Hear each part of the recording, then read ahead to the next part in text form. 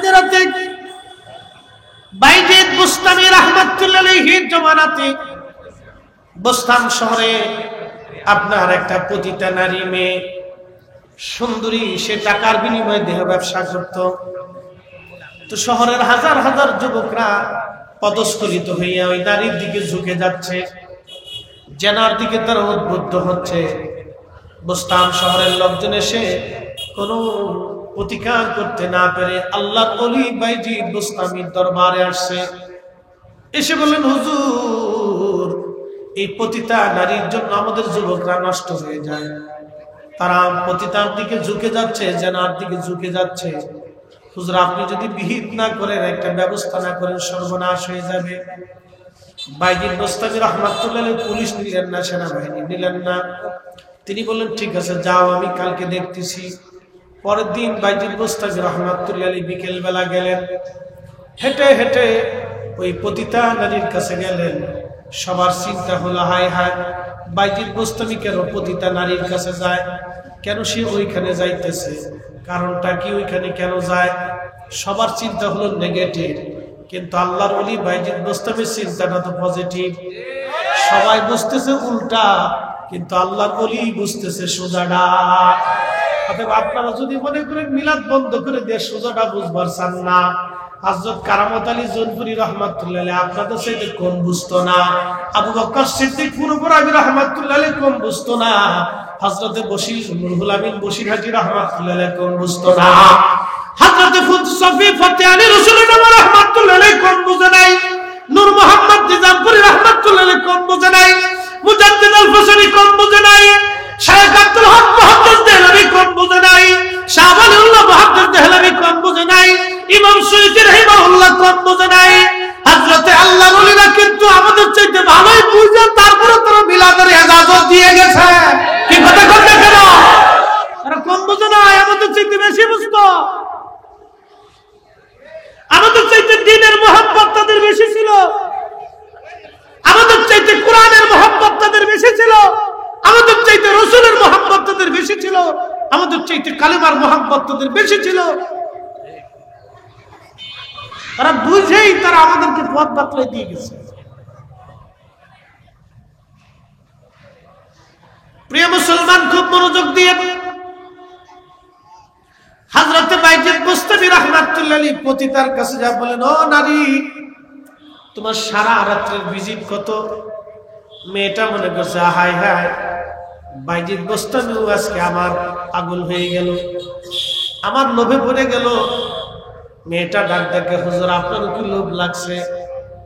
তোমার ওই চিন্তা করতে হবে না, তুমি আগে বলো তোমার ভিজিট কত। বলে রাত্রি বেলা এত দিনার বা এত দিরহাম। বলে এত দিনারই তোমাকে দিব। বলো সারা রাত তুমি কি আমার জন্য হয়ে যাবে? বলে হ্যাঁ। আমি যা বলবো তুমি কি তাই শুনবে? বলে হ্যাঁ। আপনি যা বলবেন আমি তাই শুনবো। দামাদামি কইরা বাইজিদ বুস্তামি রাহমাতুল্লাহ আলাইহি পতিতা নারীরে নিয়ে আসছে। পতিতা নারীরে নিয়ে আসার পরে যখন পতিতা নারী নিয়ে আসে, চিন্তা করেন তো আপনি, আমি ফরিদি সাহেব একটা পতিতলায় গেলাম, পতিতলায় যাইয়া আমি যদি একটা সুন্দরী পতিতা নারী নিয়ে হাঁটায় হাঁটায় আপনাদের সামনে দিয়ে যাই, আপনারা কি বলবেন? হাই হাই, হুজুরের কালকে ওয়াজ শুনলাম, আজকে হুজুর করলো ডাকি, এই হুজুর ভণ্ড, এটা খারাপ, নিকৃষ্ট, এটা জানাকর হুজুর। কার ওয়াজ আমরা শুনলাম, সারা দেশে ভাইরাল হয়ে যাবে, একবারে ফেসবুকে ইন্টারনেটে সবাই সরাসরি হইয়া আমার গালিগালাজ কইরা জুতা স্যান্ডেল নিক্ষেপ কইরা একবারে সারা দেশটা আমরা তারাই দেওয়ার জন্য স্লোগান উঠবে। কথা কোন ঠিক কিনা? তো বাইজিদ বুস্তামি রাহমাতুল্লাহ আলাইহি বুস্তাম শহর দিয়ে যখন ওই পতিতা নারী নিয়ে হাইটে যায়, তখন সব সিসি করতেছে, করলোটা কি? বাইজিদ বুস্তামি এই কাজ করতে পারে? এর কাছে গেলাম সুরাহা করার জন্য, হাতে নিজেই এখন পাগল হয়ে গেছে। পাবলিকের তো জবাব, যে যা বাড়তেছে সে সাই বলতেছে। তো আল্লাহর ওলি বাইজিদ বুস্তামির চিন্তা তো ভিন্ন। আল্লাহর ওলি পতিতা নারী নিয়ে হুজরাখানায় গেলেন। ওই নারীকে বললেন, মা, আমি তোমাকে আমার নিজের কাম খায়েশ পুরো করার জন্য, তোমার সৌন্দর্যে মোহিত হয়ে তোমার আনি নাই। ও মা, তুমি আজকে যাও, তাড়াতাড়ি যে আগে গোসলখানায় যায় গোসল করে আসো, আগে নিজের পবিত্র বানাও। জোরে বলা যাবে কি মারহাবা। তেলের গাড়ি তেলে চলে, হাওয়ার গাড়ি হাওয়া উড়ে, বিনা তেলে চালায় গাড়ি নবী সুলাইমান। আমরা সেই মুসলমান, আমরা সেই মুসলমান। আল্লাহুম্মা সাল্লি আলা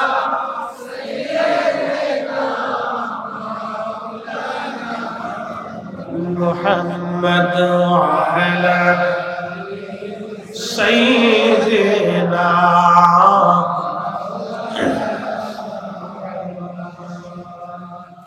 হযরত বাইজিদ মুস্তাফি বলেন, মারে তাড়াতাড়ি তুমি গোসল করো।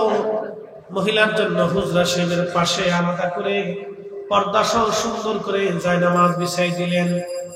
ওই মেয়েটা আল্লাহর ওলি তারে গোসল করাইলেন, পাক সাফ করিয়া মেয়েটাকে বলেন, মারে তোমার জন্য আলাদা করে সুন্দর করে জায়নামাজ বিছাইয়া নামাজের জায়গা করে দিছি রে মা। আমি বাইজিদ তোমার সৌন্দর্যে মোহিত না রে মা। আজকে রাত্রিবেলা তুমি আমার জন্য, তুমি বলছো আমি যা বলবো তাই শুনবা। আমি বাইজিদ তোমার হুকুম দিলাম, আজকে সারা রাত তুমি এই জায়নামাজে নামাজ পড়বা।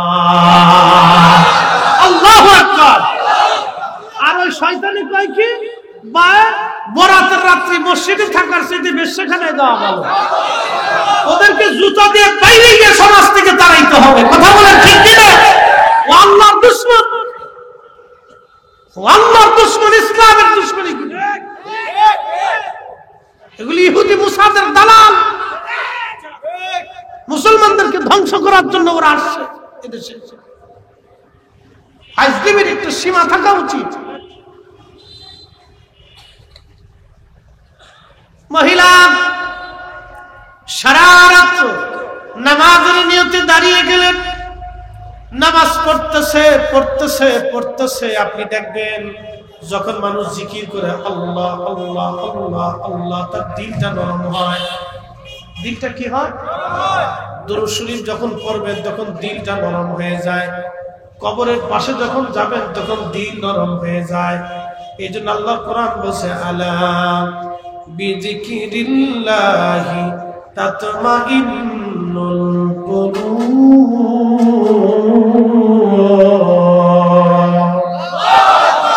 সাবধান, আল্লাহর জিকিরে অন্তরের প্রশান্তি। এই শান্তি কিন্তু এর ভিতরে, শান্তিটার ভিতরে। শান্তি কিন্তু টাকার ভিতরে নাই, শান্তি কিন্তু আপনার ওই স্ত্রীর মধ্যে নাই, শান্তি কিন্তু ক্ষমতার ভিতরে নাই, শান্তি কিন্তু জনপ্রিয়তার মধ্যে নাই, শান্তি কিন্তু কালবে কালবে কালবে। আর শান্তি অরিজিনালটা যদি পাইতে চান তাহলে আল্লাহর জিকির করা লাগবে। তাহলে আমার নবীর মিলাদের ভিতরে আল্লাহর জিকির আছে না? না। আলী বলেন, মিলাদ চলবে না বন্ধ হবে? চলবে। হাত উঁচু করে বলেন, চলবে চলবে, চালাইতে হবে। কথা বলেন ঠিক কিনা? ও বেদাতের ফতোয়ার গোষ্ঠী কিলা কি কথা বল না? ওই বেদাতের ফতোয়া দেখার টাইম আমাদের। আমরা আকাবিররা বেদাত না ইবাদত বুঝেই তারপরে কিতাবে লিখে দিয়ে দিয়েছে। আমরা আকাবির এটা বুঝেই তারপরে লিখে দিয়ে দিয়েছে। এগুলি দেখার সুযোগ আমাদের নাই। শোনেন, খালি নেগেটিভ চিন্তা করেন না, পজিটিভটা দরকার। পজিটিভটা বুঝতে হবে। বাড়িতে মিলাদ শরীফ যদি আপনি দেন, আচ্ছা বলেন, খালি কি ধনীরা খায় না গরিবরাও খায়? দাওয়াত কি শুধু বাইসে বাইসে এই মসজিদের মুতল্লি সাহেব, সভাপতি, সেক্রেটারি সাহেবদের দেন, না মুসল্লি সবাইরে দেন? যখন মসজিদে ঘোষণা হয়, বাবাজিরা আমার বাড়িতে মিলাদ শরীফ আছে, আমি সবাইকে দাওয়াত দিলাম, এই সময় কি গরিব মানুষ আলাদা থাকে? সবাই কিন্তু অন্তর্ভুক্ত থাকে। এই জন্য খালি নেগেটিভ দেখলে হবে না, পজিটিভ দেখতে হবে। আমাদের অ্যাটিটিউড, ধ্যান ধারণা নষ্ট হয়ে গেছে, বুঝছেন? অনেক সমস্যা। তো বাইজিদ বুস্তামি রাহমাতুল্লাহ আলাইহি বলেন, মা রে তুমি নামাজ পড়তে থাকো। তো মহিলা নামাজ পড়তেছে, শক্ত মন তো, বুঝছেন না? একটা পতিতা নারী যে টাকার বিনিময়ে দেহ ব্যবসা করে, তার হৃদয়টা কত কঠিন এবং নিকৃষ্ট। নিকৃষ্ট হইতে পারে আপনি বুঝে নেবেন। আপনি বুঝে নেন যে মহিলা টাকার বিনিময়ে নিজের দেহকে পুরুষের কাছে বিলিয়ে দেয়, সে নারীর অন্তর কতটা নিকৃষ্ট এবং কঠিন আপনি বুঝে নেন। তো তারে জায়নামাজে বিছাই দিছে, সে নামাজ পড়তেছে। বাইজিদ বুস্তামি রাহমাতুল্লাহ আলাইহি হুজরাতে আসিয়া তিনিও সেজদার মধ্যে যাই আল্লাহকে ডাক দিয়ে চোখের পানি ছেড়ে দেন, আল্লাহ তোমার বান্দি ছিল পতিতালয়ের ভিতরে, তার জিনা করার কথা ছিল, টাকার বিনিময়ে তার দেহকে পুরুষের কাছে বিলিয়ে দেওয়ার কথা ছিল, আমি তারে ওই পতিতালয় থেকে টেনে এনে আল্লাহ আমি যাই নামাজে বিছাই দিচ্ছি। আল্লাহু আকবার। মিলাদ শরীফে মানুষ দুনিয়ার সব জায়গা থেকে ডাইনে আইনে নিয়ে নবীর দুরুদে জিকিরে ইবাদতে দোয়ায় বসাই দিতেছেন। আপনি খালি বেদাত চোখে দেখেন না, ইবাদত চোখে দেখেন না, মন তো শয়তানের ভিতরে ডুবে গেছে। খালি বেদাত চোখে দেখেন, ইবাদত দেখেন না। কত বেনামাজি শরাবি খারাবি দুশ্চরিত্র মানুষের দাওয়াত দিয়া মিলাদের ভিতরে বসাই দিলেন, নবীর দুরুদে জিকিরে ফিকিরে দোয়ার ভিতরে। খালি গুনাহ চোখে দেখেন না, ইবাদত দেখেন না। প্রিয় মুসলমান, বাইজিদ বুস্তামি রাহমাতুল্লাহ আলাইহি সিজদার মধ্যে পড়ে ডাক ডাকা মালিক, পতিতা নারী পতিতা বৃত্তি করার কথা ছিল, আমি তার ওইখান থেকে আনিয়া তোমার যাই নামাজে বসাইয়া নামাজে দাঁড়া করাই দিছি সিজদার ভিতরে। আমি বাইজিদের দায়িত্ব ছিল যাই নামাজ পর্যন্ত নিয়ে আসা। এখন তুমি মালিক, তার অন্তর পরিবর্তন করনেওয়ালা, ওই ক্ষমতা আমি বাইজিদের নাই। কি সুন্দর কথা, আল্লাহর সাথে তাদের কথা ছিল। কথার ধরনটা কত চমৎকার, চিন্তা করতে পারছেন? আল্লাহ আমি তো তারে যাই নামাজ পর্যন্ত নিয়ে আসছি, আল্লাহ এই পর্যন্তই আমার ক্ষমতা, তারই সিজদার মধ্যে আমি নামাজে বসাই দিছি। আল্লাহ অন্তর পরিবর্তন করার ক্ষমতা তো আর আমার নাই, তুমি পারো। আমি বাইজিদ তোমার কাছে দরখাস্ত করতেছি, একটা পতিতা নারী, তার কারণে যুবকরা নিকৃষ্ট হয়ে যাচ্ছে, আল্লাহ তুমি নারীর অন্তরটাকে পরিবর্তন করে দাও। ঠিক দোয়া করতে করতে আসমান থেকে দোয়া কবুল হয়ে গেল, মহিলার চোখের পানি চলে আসলো, সেজদা করে ইয়া রব, জীবনে কত অপরাধী না জীবনে করছি, কত নিকৃষ্ট কাজে না করছি, কত যুবকের চরিত্র না নষ্ট করে ফেলছি, আমার নিজের জীবনটাকে বরবাদ করে ফেলছি। আল্লাহ আজকে সেজদার মধ্যে পড়ে এত লজ্জত শ্বাস পাইছি, আল্লাহ আমি তওবা করলাম, জীবনে আর কোনোদিন এই খারাপ কাজ করব না। আর একটু জোরে বলবেন না সুবহানাল্লাহ। এই জন্য বুঝে যাইতে হবে। তা আমাদের কাজ কি? বান্দারে জিকিরের মাহফিলে ঢুকানো। এই যে মাহফিল আপনারা সাজাইছেন, অনেকে বলবে কি জানেন, এই মাহফিল করে কি হইব? অনেকের কি লাভ হইব? এটা খালি লাভ তালাশ করে, এ নিজে লাভ বুঝে না, নিজে আসেও না, টাকাও দেয় না। এগুলি দেখবেন নিজেরা টাকাও দেয় না, ঠিক মতো আসেও না, মাহফিলের জন্য কষ্ট করে না, খালি ঘুরে আর খালি কি লাভ হইব? মাহফিল কমিটির এটা একটা ব্যবসা, কিছু আসে না এরকম। এগুলোর শয়তানে ধরছে, শয়তানে ধরছে, মন মানসিকতা নষ্ট হয়ে গেছে। কি লাভ হবে না হবে ওই চিন্তা তো আপনার না। আপনি, আমাদের কাজ হচ্ছে মানুষকে আল্লাহর বেহেশতের বাগানে বসাই দেওয়া। হেদায়েতের মালিক কে? আল্লাহ। আপনারা যারা আয়োজন করছেন আজকে এখানে ভিতরে যারা আমাদের কথা শুনতেছে, 10 জনের ভিতরে একজনের যদি দিল পরিবর্তন হয় বাবা, তাহলে আমাদের ওয়াজ, আমাদের সব সাকসেস। কথা কোন ঠিক কিনা? একজন একজন একজন একজন করেও যদি এরকম পরিবর্তন হয় তো হতেই পারে। হেদায়েত হয় না কে বলছে? আপনি মাহফিল বন্ধ করে দেন সারা দেশে, ওয়াজ নসিহত বন্ধ করেন, পীর মাশায়েখদের আসা যাওয়া, খানকা, তালিম তরবিয়ত বন্ধ করে দেন, মিলাদ মাহফিল দোয়া দুরুদ এগুলো বন্ধ করে দেন। 10 বছর টাইম দিলাম, আপনার মেয়ে হাফ প্যান্ট পরে রাস্তা দিয়ে হাঁটবে। হ্যাঁ, আপনার মেয়ে হাফ প্যান্ট পরে হাঁটবে, আপনার নাতি হাফ প্যান্ট পরে হাঁটবে, আপনার বৌমা দেখবেন যে উন্না এক পাশে, বৌমা আর এক পাশে, ও নিজেই জানে না কি হইতেছে। এমনি তো আমাদের দেশের পাঠ্যপুস্তকের ভিতর শরীফ শরীফা ঢুকে গেছে, শরীফ শরীফা ঢুকে গেছে, বাকিটা কি ঢুকবে না আল্লাহ জানে। কোন পর্যন্ত দুর্বিসন্ধি আপনি বুঝতেছেন না? শরীফ শরীফা এমনি ঢুকে গেছে। কিছু আসবে না জানি কয়দিন পরে ফ্রি সেক্স ঢুকাই দেয়। ফ্রি সেক্স যদি একবার ঢুকাই দেয় তো সর্বনাশ।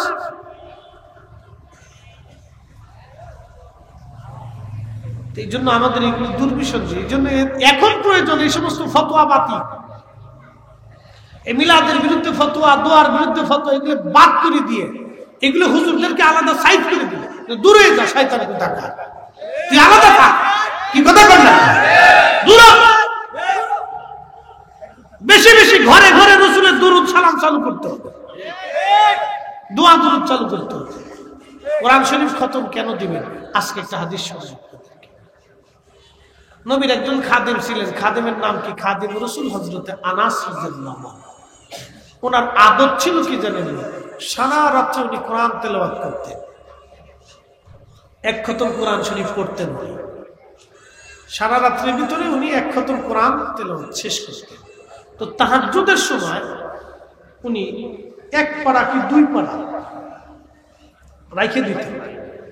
রাইখে দিয়ে ওনার সন্তান ছিল 100-র উপরে, আওলাদ ফরজন 100-র মতো ছিল। একসাথে বলবেন না মারহাবা? এই সব সন্তানদেরকে উনি ডাকতেন, ডাইকে বসাইতেন। বাড়ি যাইয়া, মসজিদ থেকে বাড়ি যাইয়া সব সন্তানদেরকে ডাইকে উনি বসাইতেন।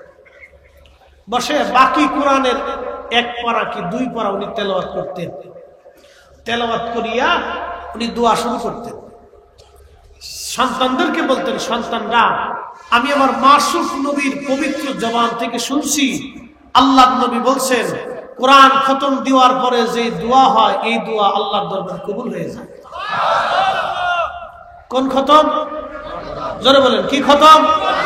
তাহলে আমাদের ঘরে ঘরে কোরআন খতম দরকার আসেনি? খালি কি মিলাদ দেয় না কোরআন খতমও দেয়? কোরআন খতম দেয়। খালি বেদাত বেদাত বলে উড়াই দিবেন তা চলবে না। এগুলো উম্মতকে ধ্বংসের দিকে নিয়ে যাচ্ছে।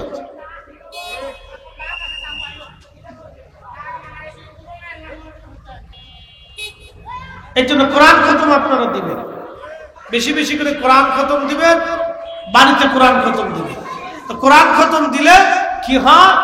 কোরআন খতমের পরে যে দোয়া হয় সেই দোয়াটা আল্লাহর দরবারে কবুল হয়ে যায়। একসাথে জোরে বলেন সুবহানাল্লাহ। একটু দুরূদ পড়ি, আল্লাহুম্মা সাল্লি আলা সাইয়্যিদিনা মাশাআল্লাহু আকবার মুহাম্মাদ ওয়া আলা আলি সাইয়্যিদিনা।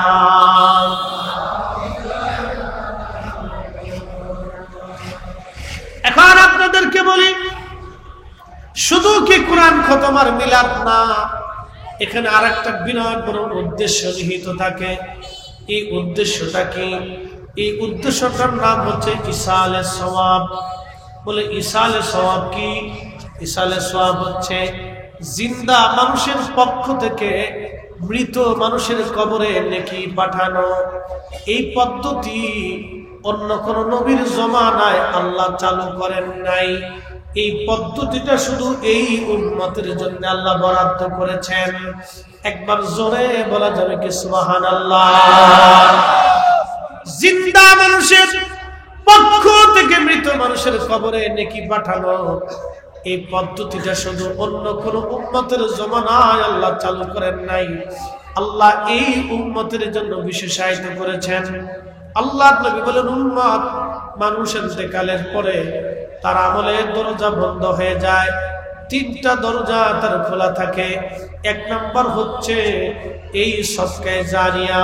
মসজিদে একটা টিউবওয়েল আপনি দিয়ে দিচ্ছেন, টিউবওয়েলের পানি যতদিন মানুষ পান করবে, ওযু করবে, নেকি চলতে থাকবে। মসজিদে আপনি বাতি দিয়ে দিয়েছেন, মসজিদ আপনি নির্মাণ করেছেন, যতদিন পর্যন্ত নামাজ চলবে ততদিন পর্যন্ত নেকি চলতে থাকবে। মসজিদে জায়গা বরাদ্দ করেছেন, যতদিন পর্যন্ত মসজিদ থাকবে ততদিন পর্যন্ত আপনার কবরে নামাজের নেকি, জিকিরের নেকি, আযানের নেকি, দোয়ার নেকি চলতে থাকবে। এক সেকেন্ডের জন্য বন্ধ করবেন আমার আল্লাহ। এটার নাম হচ্ছে সদকা জারিয়া। একটা দরিদ্র মানুষ, পীড়িত মানুষের তার মেয়েটাকে বিবাহ করায় দিয়েছেন, এখানেও আপনি নেকি পাবেন। একটা গাছ লাগাইছেন, ফল মানুষ খাবে, নেকি পাবেন। সদকা জারিয়া, প্রবাহিত সওয়াব। আর একটা নেকির নাম হচ্ছে ইলমের খেদমত। মাদ্রাসা বানাইছেন, একটা তলবে ইলম, দরিদ্র, পীড়িত এবং এতিম, আপনি তারে সুন্দর করে আলেম বানাইলেন, কোরআনের হাফেজ বানাইলেন, অথবা আলেম হওয়ার জন্য আপনি তাকে খরচা দিলেন এবং তাকে আলেম বানানোর জন্য চেষ্টা করলেন। আপনার বাড়ির খাবার আপনি দিলেন, আপনার অর্থ আপনি ব্যয় করলেন, মাদ্রাসা বানাই দিলেন, ওয়াক্তখানা বানাই দিলেন, কোরআন শরীফ কিনে দিলেন, বই কিনে দিলেন। আল্লাহ রাসূল বলতেছেন ওই আলেম যতদিন থাকবে, ওই ইলমের কারখানা যতদিন থাকবে, ওই মাদ্রাসা যতদিন থাকবে, ওই আলেম থেকে যত আলেম হবে, সে আলেম থেকে আরো যত আলেম হবে, সে হাফেজ থেকে যত হাফেজ হবে, কিয়ামত পর্যন্ত যদি বাড়তে থাকে, আল্লাহর বান্দা কবরে চলে যাবে কিন্তু তার আমল বন্ধ হবে না, নেকি বন্ধ হবে না, তার কবরে অটোমেটিক নেকি চলতে থাকবে, চলতে থাকবে। একবার জোরে বলা যাবে কি সুবহানাল্লাহ। আরেকটা হচ্ছে আওয়ালাদিন সালিহিন ইয়াদউ লাহু, নেক সন্তানের দোয়া। আপনি একটা সন্তান রেখে গেছেন, ওই ছেলেটা নামাজের পরে দোয়া করে, রোজার পরে দোয়া করে, মাহফিলে দোয়া করে, সাদকা করে, দান করে, মসজিদে দেয়, ভালো কাজে শরীক হয়। ওই শরীক হওয়ার সময় নিয়ত করে, আল্লাহ আমার আব্বার জন্য মসজিদে 1 লক্ষ টাকা দিলাম, আমার মায়ের জন্য এখানে 50,000 টাকা দিলাম, এই মাহফিলে আমি কিছু তাবারুকের জন্য মার জন্য চাল দিলাম, অথবা এই মাহফিলের খরচার জন্য এটা দিলাম, সেটা দিলাম।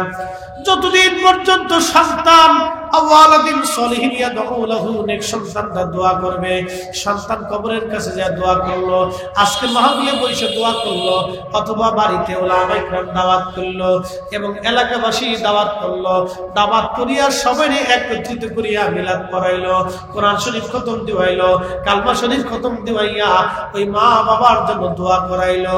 এই মা বাবা এই কবর থেকে এই দোয়াগুলি মার কবরে চলে যায়, বাবার কবরে চলে যায়, একসাথে জোরে বলবেন কি সুবহানাল্লাহ। এখন আছে সমস্যা কি? কিছু লোকে বলবে তুমি বাড়াইতে লোক এনে দোয়া করে লাভ কি, তোমার নিজের দোয়া নিজে করো, বলে কিনা? বলে। শয়তান যে বসে নাই তার বাস্তব প্রমাণ হলো এইটা। শয়তান কিন্তু বসে নাই, এ কাজ আঞ্জাম দিতেছে, এ খালি যুক্তি তালাশ করতেছে কেমনে বন্ধ করা যায়। এই শয়তানে এসে ফতোয়া দিল কি, বলে দিল কি যে আলেম ওলামা ভাড়া করে এনে দোয়া করার দরকার কি? আচ্ছা আপনাদেরকে বলি, কোন তো দোয়া কি সোরে করবে না আলেমে করবে? এইবার বুঝেন তো শয়তানের যুক্তিটা কত সুন্দর, কিন্তু ভুল আছে। দোয়া তো আলেমে করবে আর মুসল্লিরা আমিন আমিন বলবে। এখন প্রশ্ন করবে যে হুজুর আমার দোয়া আমি করলে অসুবিধা কি? আপনার দোয়া তো আপনি করবেনই। 5 ওয়াক্ত নামাজের পরে সন্তানের কাজ কি? রব্বিরহামহুমা কামা রাব্বায়ানি সগীরা। কে শিখাইছে? কে শিখাইছে? তো সন্তানের দায়িত্ব তো 5 ওয়াক্ত নামাজের পরে এই দোয়াতে আব্বা আম্মারে শরীক রাখা, রব্বিরহামহুমা কামা রাব্বায়ানি সগীরা।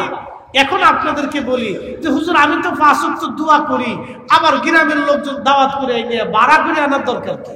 ওই যে তাদের কথা হলো ভাড়া করে আনার দরকার কি? এখন আপনাদেরকে বলে দিয়ে যাই কেন গ্রামবাসী আত্মীয় স্বজনরা আপনি নিয়ে আসবেন, এটা বুঝাইতেছে।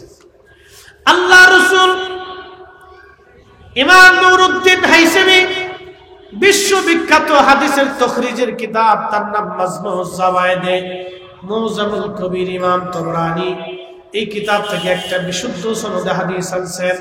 আল্লাহ নবী বলেন আমার উম্মতেরা যখন আমার উম্মতের এক জামাত উম্মত দলবদ্ধভাবে দোয়া করে, একজনে দোয়া করে বাকিরা আমিন আমিন বলে, তখন আমার মালিক আমার আল্লাহর কাছে শরম লাগে, আল্লাহর কাছে লজ্জা লাগে।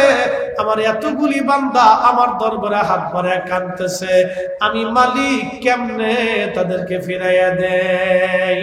আল্লাহ রাসূল বললেন ওই জমাতবদ্ধভাবে মুসলমানদের দোয়া আমার আল্লাহর সাথে সাথে কবুল করে নেয়।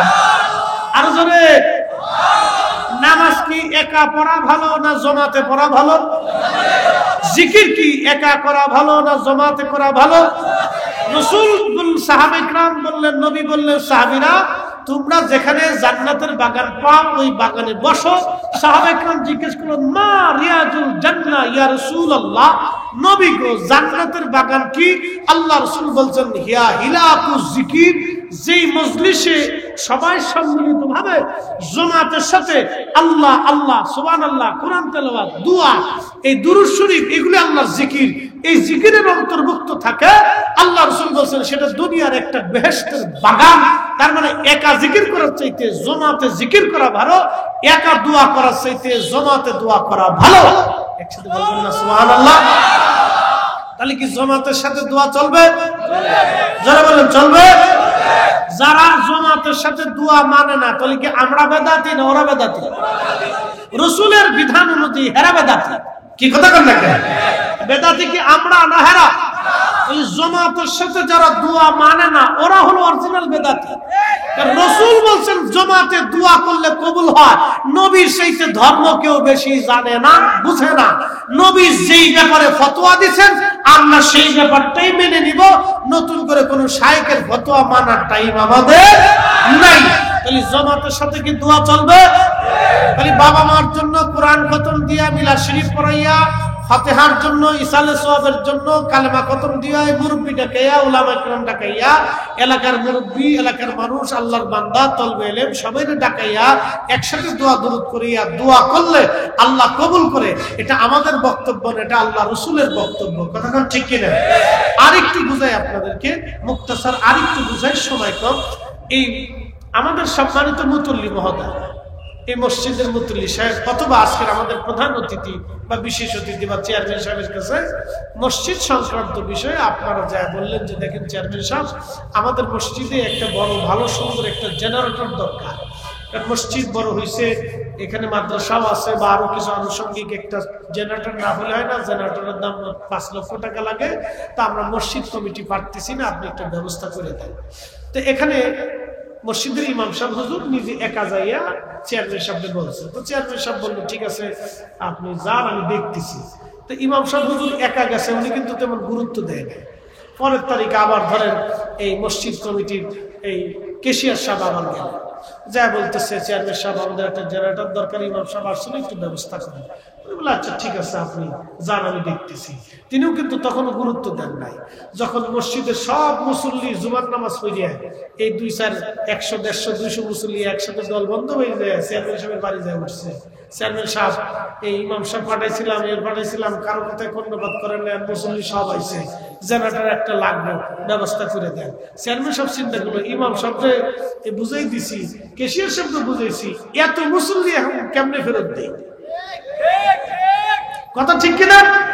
এত মুসল্লি কেমনে ফেরত দেয়? তখন চেয়ারম্যান সাহেব চিন্তা করলো, আমার বাড়ির জেনারেটর দিয়ে হলেও পৌঁছাই দাও তাড়াতাড়ি, মান সম্মান চলে গেল। আজকে এত মুসল্লি ফেরত দেওয়া যায় না।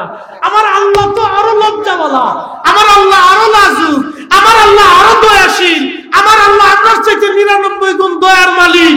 আমার আল্লাহর কাছে যখন দলবদ্ধভাবে মুসলমান হাত বাড়ায়, তখন আল্লাহকে আমার এতগুলি বান্দা, ওই বুড়া বান্দা, দাড়ি পেকে গেছে, চুল পেকে গেছে, বয়স হয়ে গেছে, চোখে কম দেখে, আমার এই বান্দারা হাত বাড়াইছে। আমার এই যুবক বান্দা, ওর অকাম কুকাম করার কথা ছিল, ও সব পালাই দিয়ে আমার দরবারে হাত বাড়াইছে। আমার ওই শিশু বান্দাটা, ওর কোনো গুনাহ খাতা নাই, ও হাত বাড়াইছে। আমার ইমাম সাহেব, আমার আলেম, সেও হাত বাড়াইছে। যা কারো হাতই ফেরাইলাম না, সবার তুই কবুল করে দিলাম। খালি বলেন দোয়া চলবে, চলবে, মিলাদ চলবে, কোরআন খতম চলবে, চালাবে না। চালালে শয়তানের লাভ, আমাদের কোনো লাভ নেই। শয়তানের লাভ, শয়তানের লাভ। আর যারা যে কবর আল্লাহ চলে গেছে কবরে, এনাদের লস। এরা আফসোস করে, হারে তোরা আমরা একটু দোয়া পাঠাই নিবি, তোরা আমরা তুমি কিছু করলি না, এরা আফসোস করে। তাহলে হাদিস থেকে কি বুঝলাম? আমাদের উচিত আমরা আমাদের প্রতিবেশী, আত্মীয় স্বজন যারা অভাবী, দুস্থ, ক্ষুধার্ত, তাদের ঘরে খাবার পাঠানো।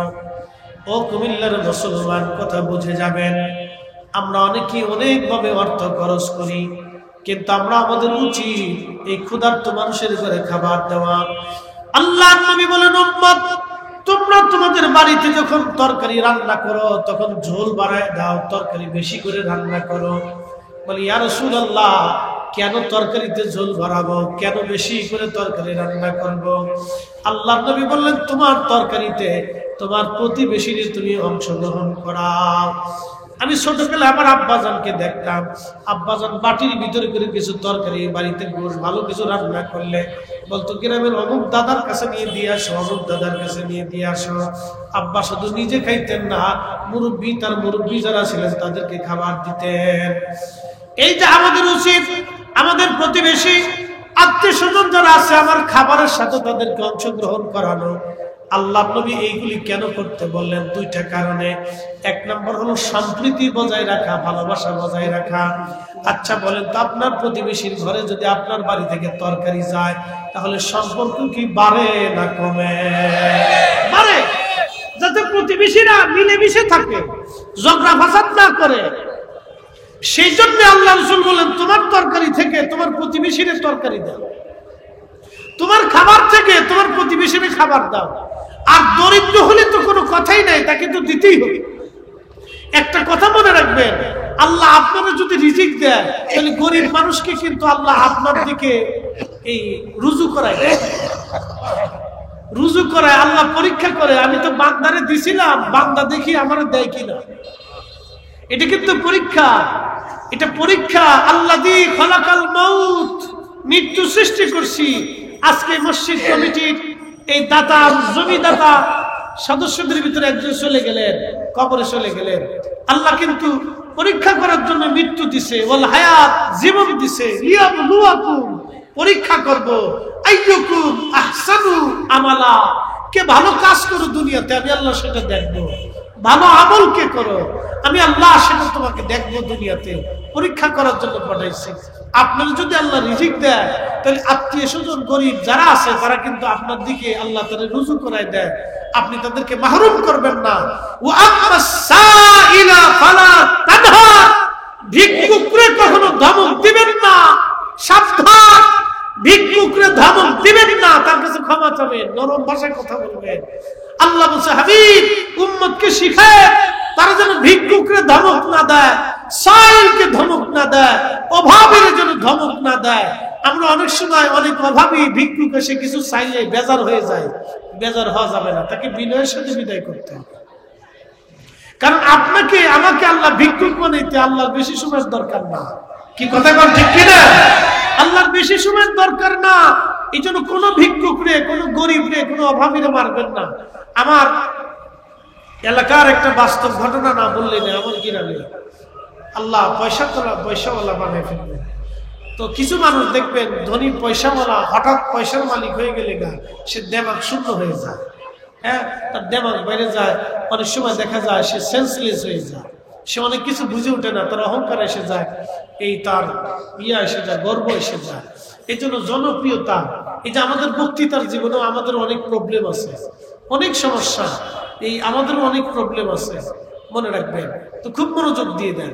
এই অনেক সময় অর্থবিত্ত ক্ষমতা এসে গেলে অনেকে এটাকে কন্ট্রোল করতে পারে না, সে কন্ট্রোলহীন হয়ে যায়। তা আমাদের দেশের ওই ছেলেটা কন্ট্রোলহীন হয়ে গেল, অনেক পয়সা।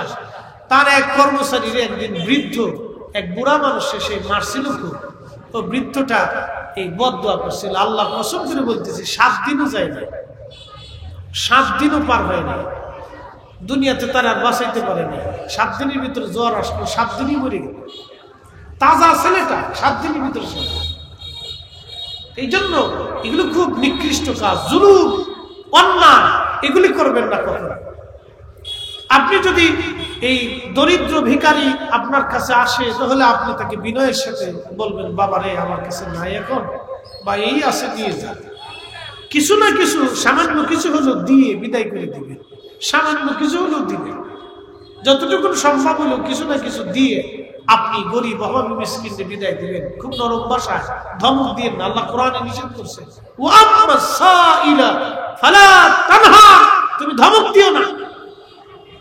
হাবিব উম্মতকে শিখান, উম্মত যাতে সাইলকে ধমক না দেয়, ভিখারিকে ধমক না দেয়। একসাথে বলবেন আল্লাহু আকবার। ইসলাম কত চমৎকার একটা জীবন ব্যবস্থা, আমাদের ধর্মটা কত সুন্দর, কত মাইক, কত সুন্দর জীবন আমাদেরকে আল্লাহ দিলেন, যে একটা ধমক, একজন কোটি শত হাজার কোটি টাকার মালিক হলেও একজন ভিক্ষুককে ধমক দিতে আল্লাহ নিষেধ করে দিয়েছে। আল্লাহু আকবার। না না হয় না, আরো জোরে বলবেন আল্লাহু আকবার। তাহলে বলেন আমার ধর্মের মধ্যে এত সুন্দর জীবন ব্যবস্থা আর কোথাও আছে? কোথাও আছে? তাহলে আল্লাহর আইন আমাদেরকে মাইনে চলতে হবে, কথা কোন ঠিক কিনা? এই রমজান আসছে আমরা আল্লাহ মুত্তাকি বানানোর জন্য, তাকওয়াশীল বানানোর জন্য। আল্লাহর নবী বলেন, উম্মত তোমরা তোমাদের রোজাদার ভাইকে ইফতার করাও, একটা খেজুর দানা দিয়ে, খেজুর দিয়ে হলো তুমি ইফতার করাও। সাহাবী বলেন, ইয়া রাসূলুল্লাহ, খেজুর খাওয়ানোর মতো অনেকের সামর্থ্য নাই, একটু চিন্তা করেন তো সেই দিন কত কঠিন ছিল। সাহাবীরা বলেন, ইয়া রাসূলুল্লাহ, আমাদের ভিতরে এমনও আছে যারা একজন রোজাদারকে একটা খেজুর দিয়ে ইফতার করাবে এমন সামর্থ্য নাই। আল্লাহর নবী বলেন, যদি তা না পারো তো অন্তত এক পেয়ালা দুধ দিয়ে হলো ইফতার করাও। সাহাবী বলেন, ইয়া রাসূলুল্লাহ, এক পেয়ালা দুধ দিয়ে ইফতার করানোর মতো কোনো সামর্থ্য নাই।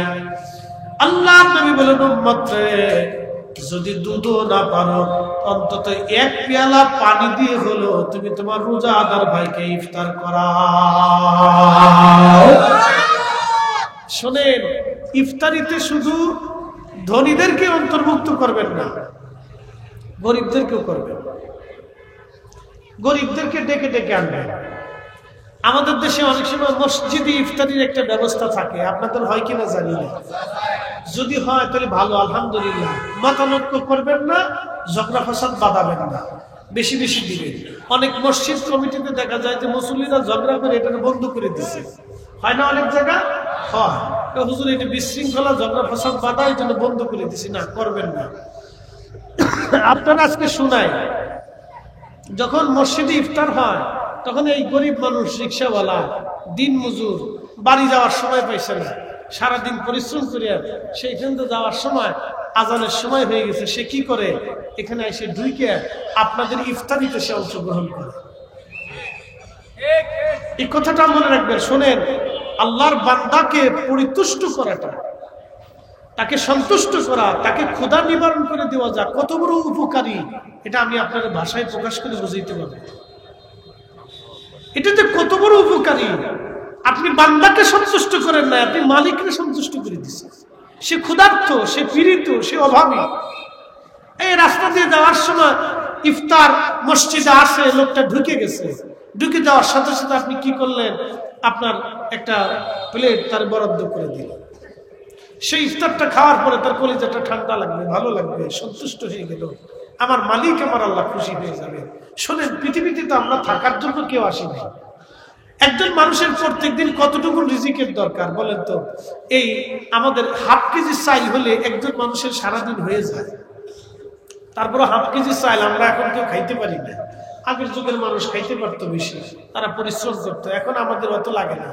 এক পোয়া চাইল হলে একজন মানুষের সারাদিন চলে যায়।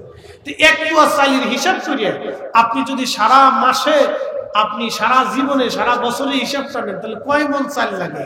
এত মন চাল হলে আপনার জীবন চলে যায়। তার মানে বোঝা গেল আপনার রিজিক থেকে আপনি বান্দারে কিছু খাওয়ান, কিছু খাওয়ান, কিছু দেন, আপনার রিজিক কমবে না, 70 গুণ আল্লাহ বাড়াবে। যে মানুষকে খাওয়ান, ঘরের দরজা দিয়ে তাদের জন্য আল্লাহ রিজিক পাঠা, আপনি বরাদ্দ করবেন। মসজিদে মসজিদে ইফতার চালু থাকুক, চালু থাকুক। গরিব মানুষরা ওই ইফতারিতে শরীক হোক, আমার রিজিকে, আমার খাবারে, আমার গরিব আল্লাহর কিছু বান্দারা অংশগ্রহণ করুক, আমার রিজিক থেকে আল্লাহর বান্দারা কিছু অংশগ্রহণ করুক। এটা দামি ইবাদত। নবীজিকে জিজ্ঞেস করল, ইয়া রাসূলুল্লাহ, আইকুল ইসলামি খায়রুন, ইসলামের মধ্যে উত্তম কাজ কি? ইসলাম তো এমনি উত্তম, তারপরেও ইসলামের ভিতরে ভালো কাজ কি? নবীজি বললেন, তুতঈমুত তুআম, তোমরা মানুষকে খাওয়াও, মানুষকে খাওয়াও, মানুষকে খাওয়াও। আমাদের দেশে মিলাদ শরীফ দেন না? বাড়িতে মিলাদ দেন না? কথা কন না কেন? দেননি আপনারা? আমার কিছু ভাইরা এটা বন্ধ করে দেওয়ার জন্য একবারে আদা জল খাইয়ে কাঁচা কুচে দিয়ে লাগছে। কি কথা কন না কেন? আদা জল খাইয়ে কাঁচা দিয়ে লাগছে, যেটা বন্ধ করে দাও। বন্ধ করো। এখন আপনাদেরকে বুঝাই বন্ধ করলে কি ক্ষতি হবে, আপনাদেরকে বুঝাই। আমাদের দেশে ইসালে সওয়াব হয়, ফাতিহা হয়, মিলাদ হয়, কোরআন খতম হয়, ঈদে মিলাদুন নবীর মাহফিল হয়, তারপরে এই 11 শরীফ হয়, বিভিন্ন মাহফিল হয়, বিভিন্ন ওলিরা যেমন জনপুরি হুজুর কেবলা আপনাদের এখানে আসেন, তিনারা আপনাদেরকে তালিম দেন, তরবিয়ত দেন। এর আগেও আসছিলেন, আরো উলামায়ে কেরাম আছেন, আরো পীর মাশায়েখরা আছেন, তারা মানুষকে তালিম দেন, তরবিয়ত দেন, বাবা মার খেদমতের প্রতি উৎসাহিত করেন, নামাজের প্রতি উৎসাহিত করেন, রোজার প্রতি উৎসাহিত করেন, মিলাদুন নবীর মাহফিল হয়। এইগুলি যদি সব আপনি বন্ধ করে দেন, আপনার বুঝাই পরিসংখ্যান, সব যদি আপনি বন্ধ করে দেন যে না বাংলাদেশে এইগুলি চলবে না, এগুলি সব বেদাত বন্ধ, তাহলে বন্ধ হয়ে গেলে কি হবে? আমাদের দেশের আগামী 10 বছর পরে আমাদের দেশের মেয়েরা হাফ প্যান্ট পরে রাস্তা দিয়ে হাঁটবে। আপনি ফিরাইতে পারবেন না, পারবেন না ফিরাইতে। আমাদের যুবকরাও হাফ প্যান্ট পরে হাঁটবে, নারীরাও হাফ প্যান্ট পরে হাঁটবে। এটা কি বাংলাদেশ না আমেরিকা বোঝা যাবে না। এই জন্য মিলাদ চালু থাকবে, কোরআন খতম চালু থাকবে, ফাতিহা চালু থাকবে, দোয়া চালু থাকবে, মিলাদুন নবী চালু থাকবে, মাহফিল চালু থাকবে, পীর মাশায়েখের যাত্রা চালু থাকবে, পীর মাশায়েখ চালু থাকবে।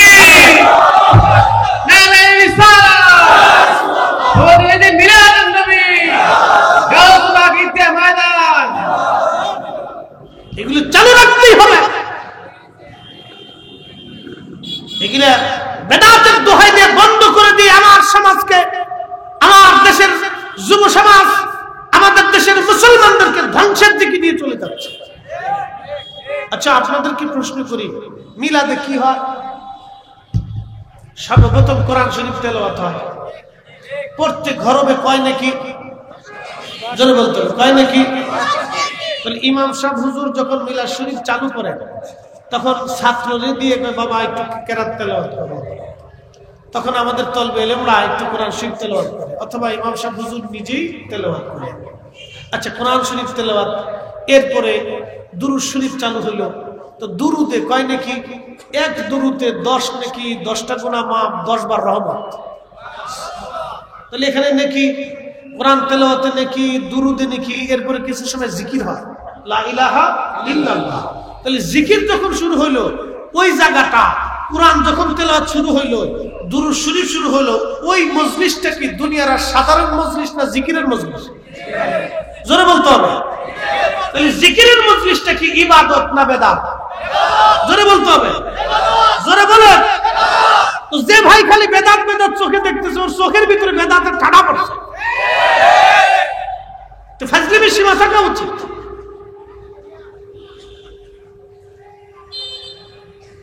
যেই মানুষগুলি, যেই যুবকগুলি আজকে আমাদের দেশের নর্তকী, আমি আগে বলছি আবারও বলতেছি, কুমিল্লা স্টেডিয়ামে নর্তকী আনেন, এই কনসার্ট দেন, দেখবেন হাজার হাজার লক্ষ লক্ষ যুবক যুবতীরা ওইগুলো দেখার জন্য চলে গেছে। আপনি ঘরে ঘরে মিলাদ দেন, ঘরে ঘরে মিলাদ দেন, ইমাম সাহেব হুজুরদেরকে ডাকেন, কোরআন খতম দেন, দোয়া করান, দুরূদ শরীফ পড়ান। মিলাদ শরীফের সময় ইমাম সাহেব হুজুর খালি মিলাদ পড়ে না, কিছু নসিহত করে। কি কথা বলেন না কেন? কিছু নসিহত করে না? তাহলে 10 মিনিট নসিহত কাজে লাগবে, 10টা মিনিট জিকির বান্দারা করতেছে। ওই সময় দেখা যায় কিছু দুষ্টু ছেলে আছে, তারা চিন্তা করে আব্বা বাড়িতে মিলাদ দিছে, আমি যদি না থাকি তো কেমন হইবে? তো ওই ছেলেটাও কি মিলাদে বসে, অজু টজু করে সেই মিলাদে বসে ওই জিকিরে বসে। আচ্ছা বলেন 10টা মিনিট জিকিরে বসলে তার অন্তরটা তো নরম হয় না? দুরূদ শরীফ পড়লে তার অন্তরটা নরম হয় না? দোয়ার ভিতরে যখন হাত তোলে তখন ইমাম সাহেব হুজুর তার দাদা দাদি বংশের মানুষ নিয়ে দোয়া করে, তখন ছেলেটা দেখা যায় যে তার দিলটা নরম হয়ে চোখ দিয়ে পানি এসে গেছে। এমনও তো হইতে পারে তার চিন্তা চেতনা, মন মানসিকতা চেঞ্জ হইতে পারে, হইতে পারে না? হেদায়েতের মালিক কি আমরা? হেদায়েত করে কে? আল্লাহ। এবার আপনাদেরকে একটা ঘটনা শোনাই। খালি বেদাত বেদাত চোখে দেখে বন্ধ করেন না, সর্বনাশ করে দিয়েছে না দেশে। এই বেদাতের ফতোয়া দিয়ে, মিলাদ মাহফিল বন্ধ করে দিয়ে, কোরআন খতম বন্ধ করে দিয়ে সর্বনাশ করছে, সর্বনাশ করছেন। আপনারা ভাইবেন না যে আপনারা ইসলামের বড় উপকার করছেন, আপনারা আমার যুবকের সর্বনাশ করছেন। আমার দেশের যুবতী সর্বনাশ করে দিচ্ছেন আপনারা। সর্বনাশ করছেন এগুলি, আপনারা আরেকটু বুঝেন।